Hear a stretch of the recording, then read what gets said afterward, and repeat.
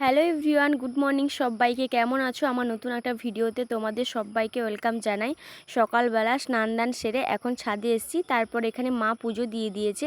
আমি গীতা পাঠ করব। এখন গীতা পাঠটা করছি, তারপরে এক জায়গা যাব, তার জন্য এখন বেরোবো। তাই এখন রেডি সেডি হয়ে পুরো সাইকেলটা নিয়ে বেরিয়ে পড়েছি। আজকে যাওয়ার পথে প্রচণ্ড হাওয়া দিচ্ছিল। বাজারের কাজ বাজ সেরে এখন বাড়ি চলে এসেছি।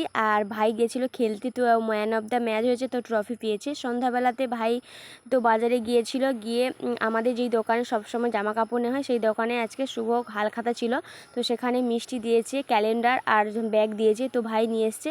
তারপরে এখানে রাতের জন্য রুটি ভাজা হবে, তার জন্য আটা মেখে এখন লেচি কেটে নিয়েছি। তারপরে উনুনটা ধরিয়ে নিয়েছি, দিয়ে কড়াইটা বসে এখন সবগুলো রুটি বেলে নেব, তারপর একে একে ভাজতে শুরু করব।